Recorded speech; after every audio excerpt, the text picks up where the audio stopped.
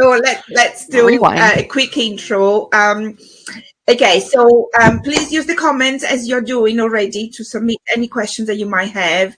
If we have time, if we don't have time, sorry, we will address them afterwards, but otherwise we'll do them at the end. So I'm Cristina from CVG Solutions, and I'm a GDPR and data protection professional, and I work with small and medium-sized organizations, including charities. I also have a podcast which is called Why Such a Fuss, which is featured on YouTube, Apple and Spotify, and the reason why I've set that up is to provide awareness of data protection to anyone that is interested in it, because for me, education, it's really important. Emily, do you want to do a quick intro before we go ahead? So cut it down a little bit, like from last time.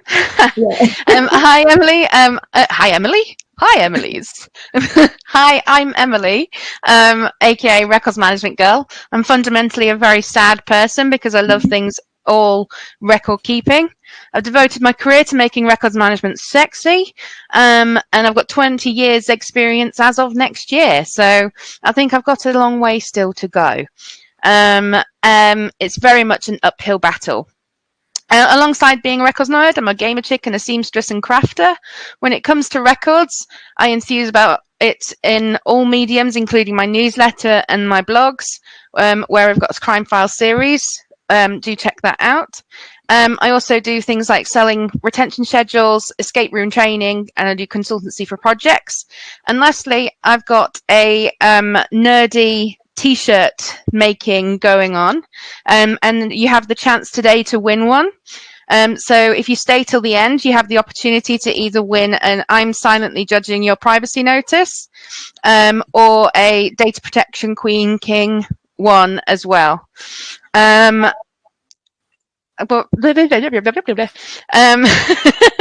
One specific challenge that's yet to be sorted out today is storage limitation, and what it really means we will dive into today. Excellent.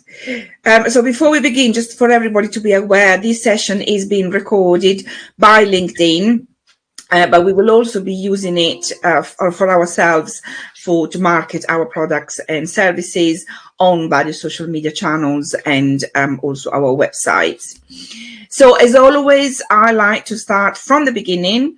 So Emily, in a very few words, would you like to explain to us, given that your expertise is record management, what is record management and why it is important? So the first thing to say is it's not just filing. And if you're thinking that, you need to now go and sit on the naughty step. Records management is a collective term for the procedures by which an organisation manages, controls, and uses its information assets. It covers information and records in all media and relates to how information is gathered, processed, stored, accessed, used, shared, and ultimately when and how it's either permanently preserved or destroyed. And yes, I read that off the screen because I knew that I'd forget something. Information governance is a facet of information and records management, as are business processes, improvement, and knowledge management. Yes. And so how is record management linked to GDPR? Well, the way to look at it really is after your HR valuable asset, the next most valuable one is your information, data, records, and documents.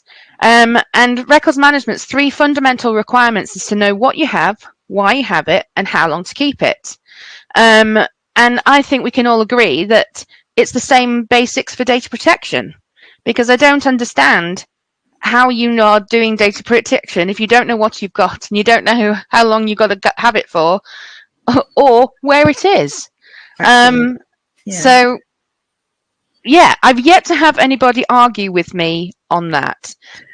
So, I'm more than happy to take up a mantelpiece and get out my boxing gloves if needed. I'm not going to argue with you, Emily. In fact, I totally agree with you. And I think record management is, a fundamental element in supporting data protection. But how does it work in practice? It can be anything from having an information asset register to making sure you have policies in place to govern records, retention schedules, detailing by law how long you plan to keep the information, or certain types of information. Yes. I'm going to test you now. Do you know what data retention is and why it's important? Oh my God, I feel under pressure now. Okay, so the GDPR as a regulation is a principle-based regulation, so it doesn't necessarily give you rules. And one of those principles is about the retention of the data. Now, the regulation doesn't actually specify how long an organization should keep the data. It simply says that it should not be kept any longer than necessary. So then it's up to the organization to establish what that necessary is. And that sort of also links to another principle, which is the principle of accountability. So this is your way as an organization to demonstrate how you're going to be accountable by determining your own retention. Now, sometimes it's easy to do because there are other laws that will give you that rule. So if we think about finance data, the finance regulation says you need to keep it for X period of time. So that you've got that there, that is your justification, that is your necessity, if you want. But in other situations, you don't have that. So you've got to come up with a good justification to keep it. And again, not keeping data forever is also good records management, because what you need to think about is that the more data you have, there's more space you're using, even if it's in the cloud, okay? Because remember, the cloud is just someone else's server, is not literally in the cloud. The more data you have, the more you're going to have to retrieve and sift through and redact in a case of a data subject request. Again, the more data you have, the higher the risk of data leakage, because one thing is to have, say, a data breach where 100 records have been leaked. Another one is when 2,000 records have been leaked, for example. But also, the more space you've got to use, the more cost you've got to spend. So by reducing and having a retention or storage limitation, it really helps the organization to operate more efficiently and more effectively as well.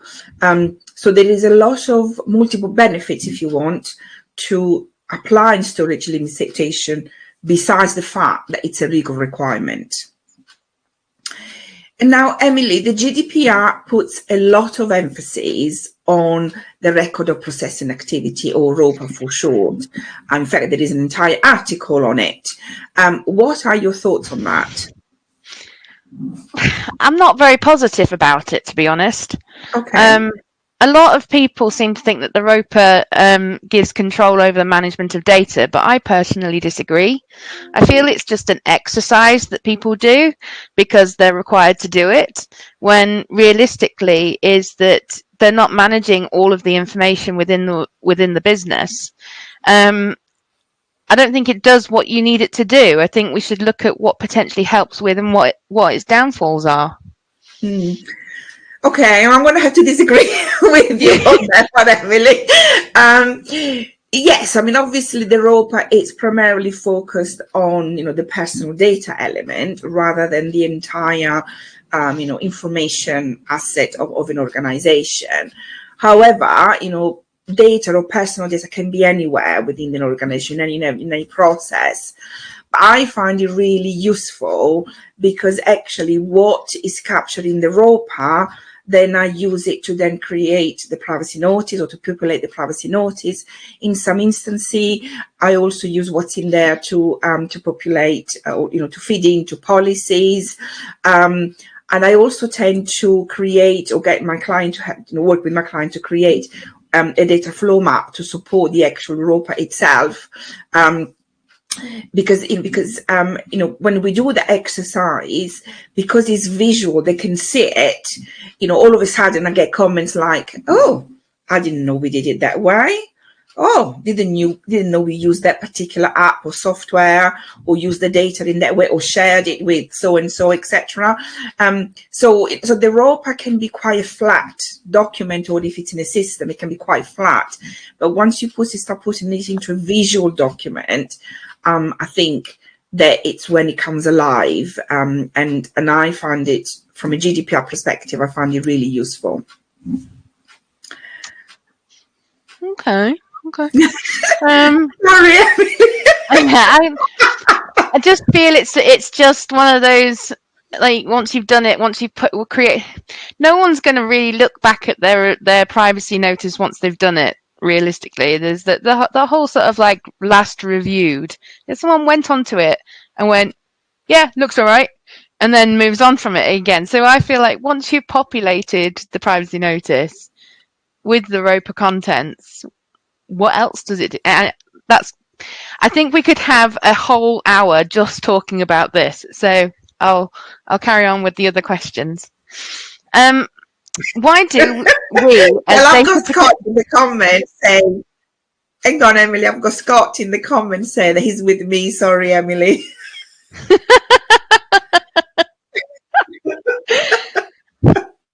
I never liked him anyway.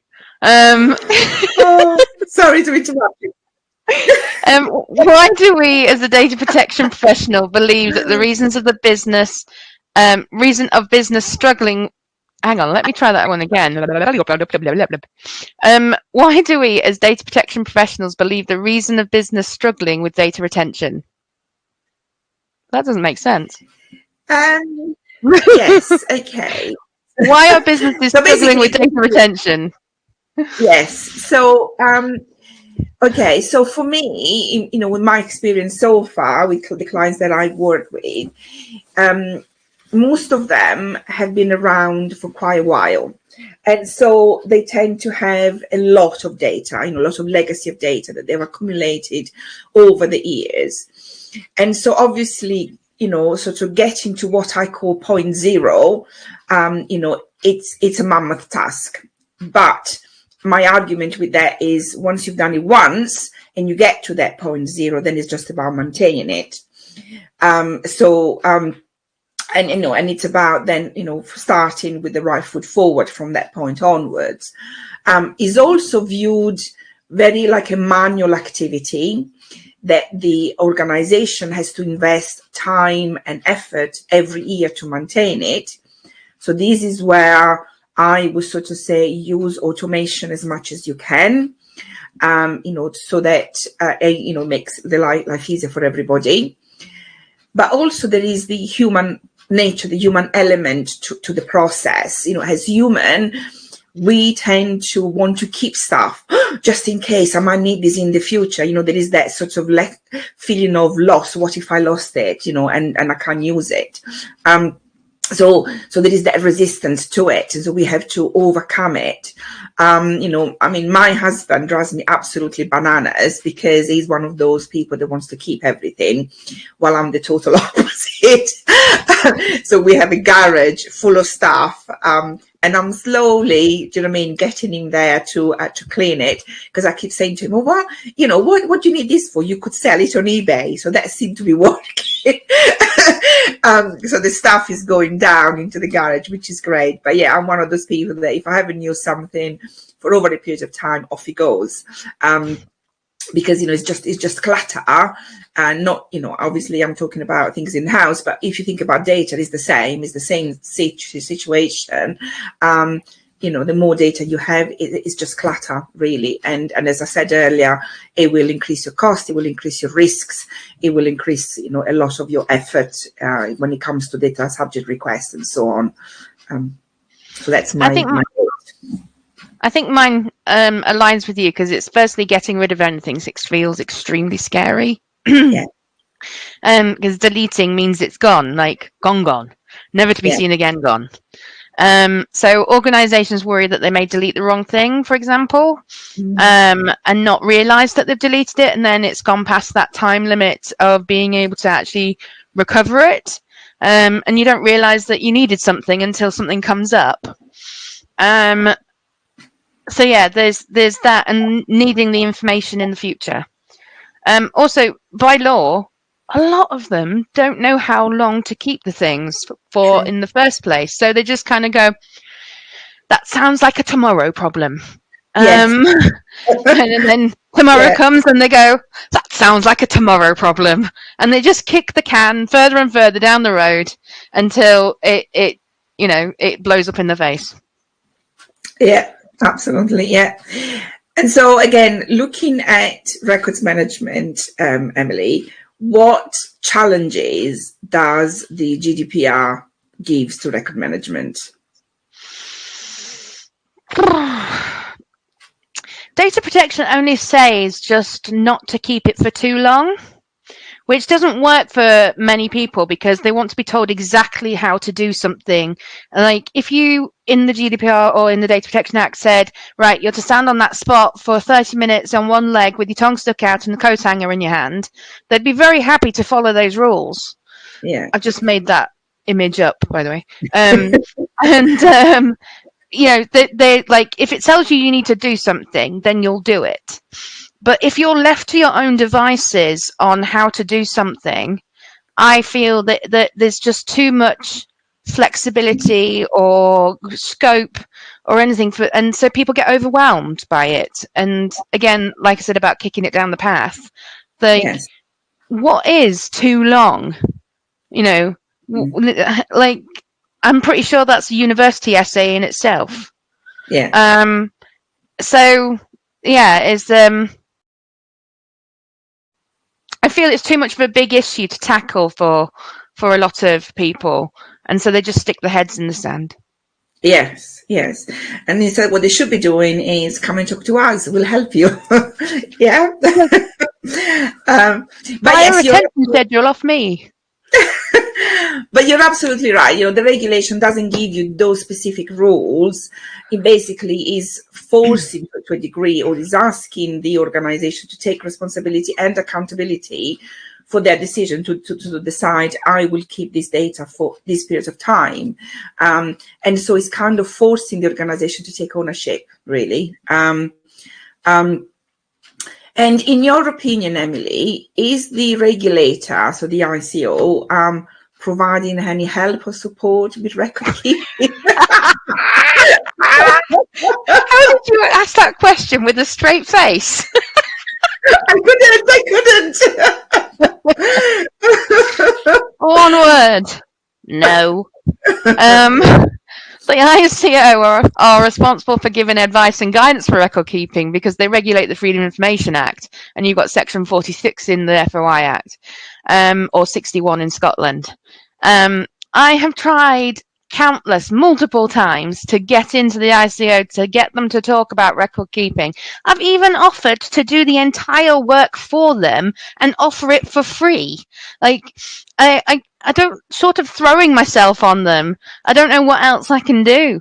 So I tried the other option of slating their whole record keeping schedule for their internal record keeping, and that just made other people angry.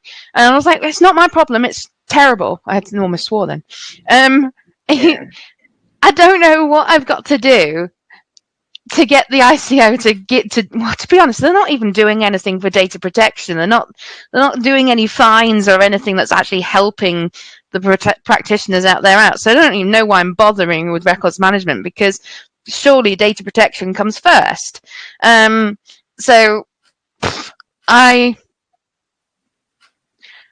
they're on the naughty step. That's all I can say. Yeah, you do not want to be on my naughty step. Yeah. So, I mean, I suppose, we cannot look to the ICO for guidance on this at all. I just I think what we get from the ICO can be taken in very little regard. It's just like, so that's nice, but I'm going to go ask a consultant what they think instead, because I always said that when you ring the ICO, it's like those Las Vegas slot machines, where you pull the handle and it's like, and you either get lemons or cherries or a mixture of both, and that's basically what their advice is like. It's either lemons, cherries, or a mixture of both. So yeah, sorry, ICO.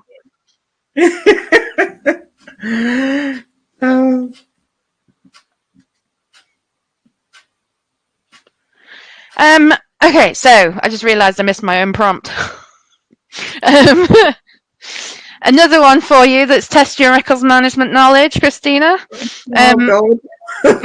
How can having a good records management framework help a business?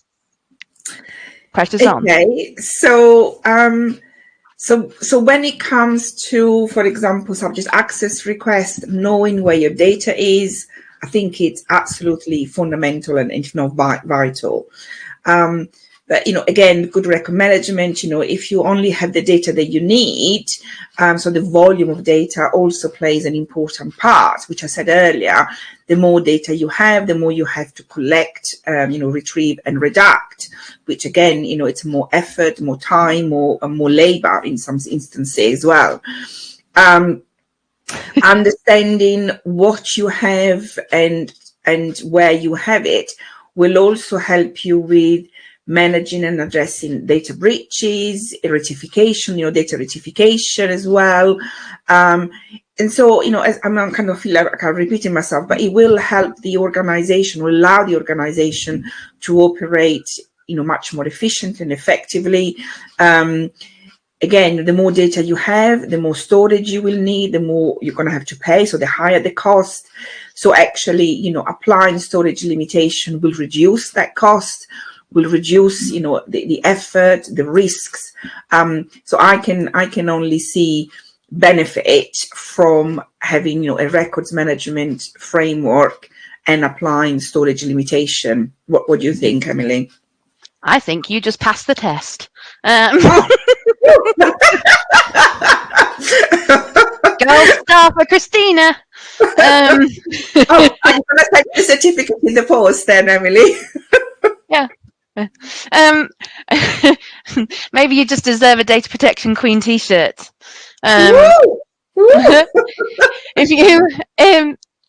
If you know what you have, why you have it, and how long you need to keep it, you've got a much better chance at being compliant with data protection, as you can then build on a solid base. You don't want to be building your castle on sand where the water just wrecks it straight away. You want to have cement in place so that you can then build your turrets and everything with no problem.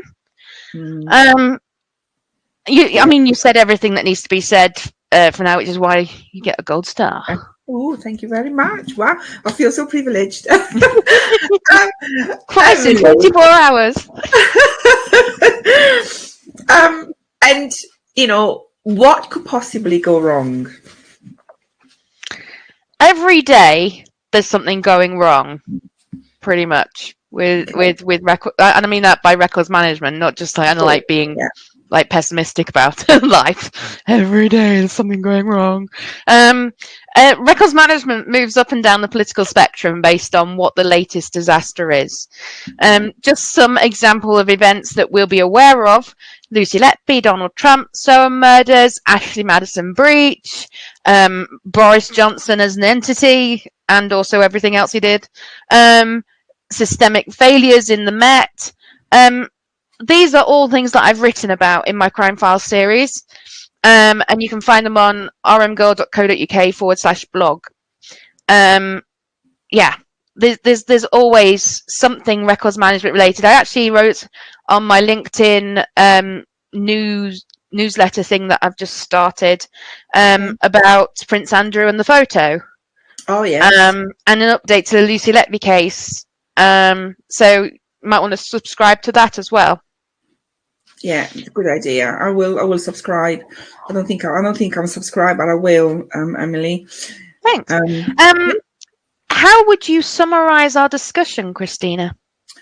Okay, is this another test, Emily?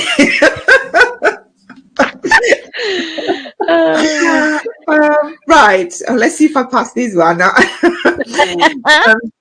Okay, so today we have covered, obviously, record management and storage limitation. We started with defining and explaining what record management is, which is basically a procedure by which an organization manages, controls, and uses its information assets. We then talked about, the retention of the data, so and that the fact that it's the organization responsibilities to determine what that retention period is. The regulation will not tell you that, but you should. So to look at other regulation to, like I said in my example, finance data, it's clearly you need to keep it for a specific period of time. So you need to look wider than just the GDPR. And for everything else that you don't, you can't, there are no rules, then it's up to you to determine what that period is. And so you need to make sure that your justification is solid. And that goes, again, links to the accountability and ownership. And it is very tempting to keep data forever. So we cover that there is this human element that wants us to keep that data, but storage limitation has many benefits. And as I said, increases the organization efficiency, reduces data leakage, reduces storage cost, reduces, the effort in subject access requests, etc., etc. So, I know it's difficult, I'm not saying that you should do it, diving in and like a bull in a china shop. Perhaps do it in stages if that helps you, but you need to start looking and changing your mindset to that, not just because it's the legality, but because obviously there are so many much more benefits. And then I think finally we have heard some examples of when things can go wrong, and so I would encourage you to subscribe to Emily's blog and read those stories, because some of them are quite shocking, I think, as the best way that I can put it. How have I done? Have I summarised it okay? Anything else I've missed? I think we've got time for a couple more questions, actually, don't you? Yes.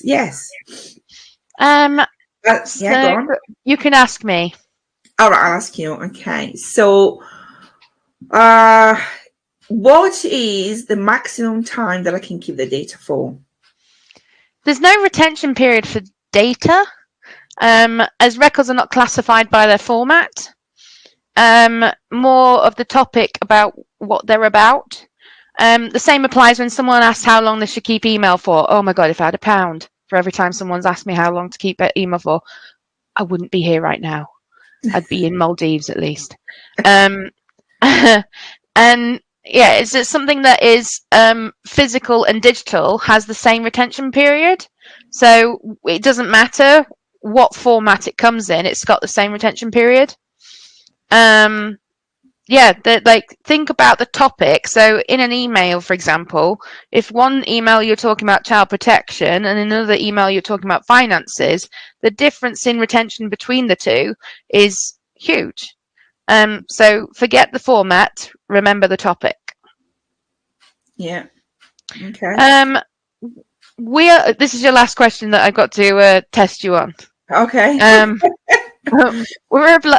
This is going to test on how much you know about me and what I've done in the past. Oh my God. Okay. So we're obliged to keep medical data for a certain period of time by law. Where do we stand here? Oh my God. All right. Well, I know, Emily, that you were one of the authors of the NHS Code of Practice for Records Management. Ding. And I will. Yeah, good. and I believe that there was also a retention schedule within it, which obviously, will give you some ideas of how long to keep records for. Obviously, in this particular case, we're talking about medical data. However, I would give you a word of warning or caution is that, you can use these as a sort of you know, as a base, but, you know, you should apply your own organization retention or, you know, and policies. You know, you shouldn't copy what other people's are doing. But I think that goes for every kind of document and stuff, especially under data protection. The amount of people that copy other people's privacy notice and then don't amend it or have got no idea what it means. That kind of thing is that just copying someone else's retention. Firstly, you know, items have been assessed for own internal risk and how long something needs to be kept on that basis. Because, you know, sort of like one organization's risk will not be the same as another. Risk appetites change and all sorts of things like that. So it really, you need to think about when you're taking someone else's document, whether it's a privacy notice or with retention in it or retention schedule, and making it your own and taking it apart and seeing actually what should we do with this? Yeah. So I'm just looking at the comments. So we have a question from Tony. Do you have to keep documents in multiple formats? No, not necessarily. So what is used here is something that's called the master. So if it originated in physical, then it's the master in physical. If it originated in digital, that's the master. So as long as when you print it out, you don't amend it or change it, the master remains as the original, the electronic one. If you obviously then start adding stamps and signatures and stuff like that to it, you have amended the record and it's a different record. If you wish to transfer master from, say, physical to electronic, the standard BS 10008 applies. So legal admissibility and evidential weight is something that you need to look into, because before you destroy it, you need to make sure you're following that standard so it can't be questioned in a court of law. Is there any other questions in there? I'm just looking at some of the comments. I'm just looking at some of the comments, and you got Tony said when you were saying you're standing in the corner on one leg. We got Claire to say that she's a natural hoarder, but she's in recovery. I know it's hard.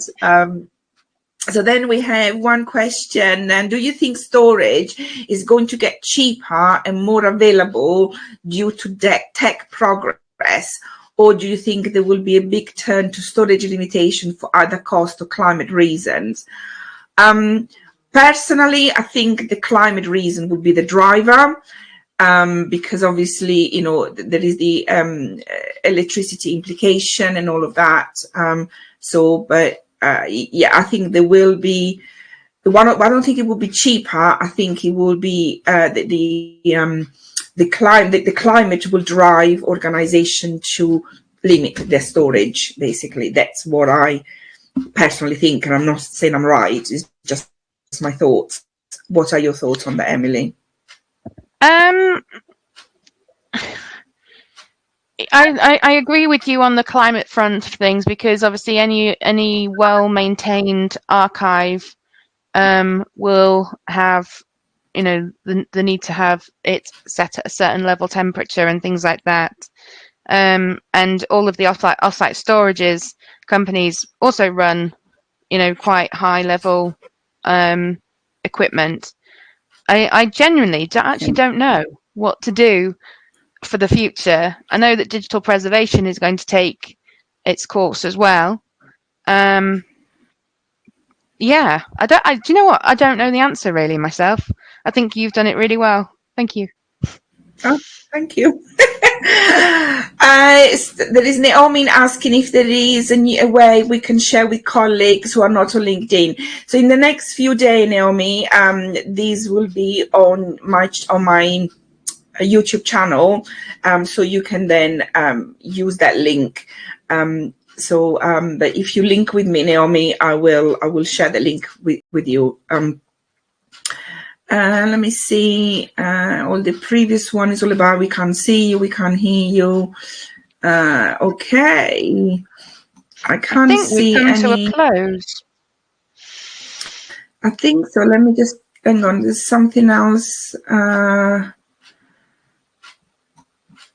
No, that's it. I think I can't see anymore. I thought I saw something coming from Tim Clements earlier, but I can't see it now. I don't know where it's gone. Tim was asking a question. No, don't see it. Okay, let's have a look. Okay, so we got. Thank you for the session. It was very useful. You know, really pleased that is helping anyone really. So thank you everyone. If in the coming days you think of any questions or any question comes into your head, please do reach out to either Emily or myself, and we'll come back to you. So again, let us know your feedback, what you thought of the session, whether you would like more of this session in the future, and in what topic you would like us to discuss. That would be great. You can also reach us directly, so you can email Emily at rmgirl.co.uk, or me, which is info@cvgsolutions.co.uk. So thank you for watching from the two of us, and thank you. Thank you very much. Oh, we got another question. How would you approach story limitation? Oh, yeah. So it says, how would you approach story limitation in the organization bound by PRA? Public Records Act. I think that's one that I'll answer, like, because we come to a close, I'll answer it in the comments, because it's not as quick. Okay. Well, we got time. We got 10 minutes.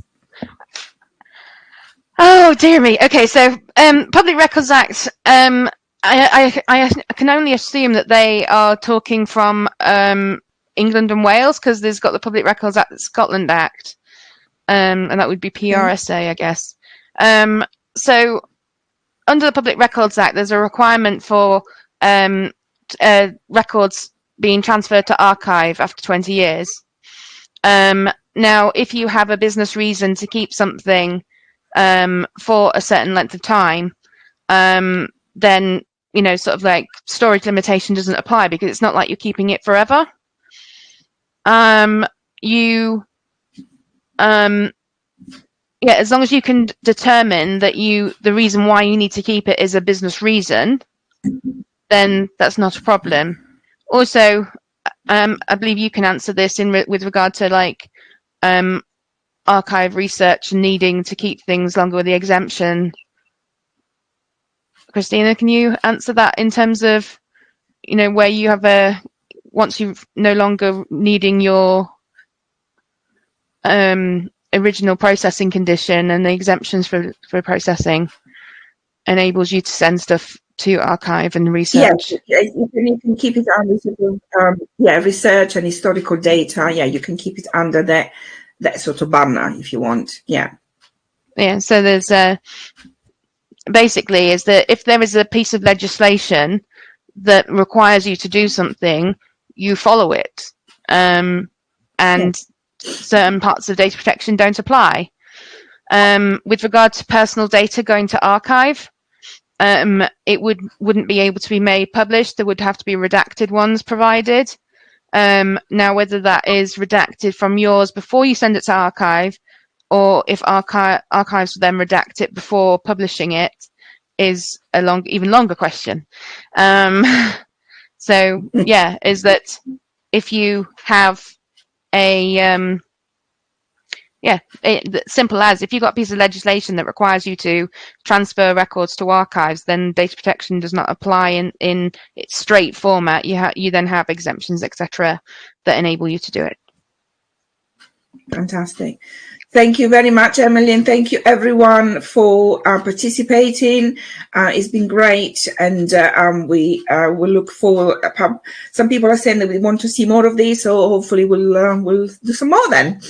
Fantastic. Thank you very much, everyone. Bye. Bye. Bye.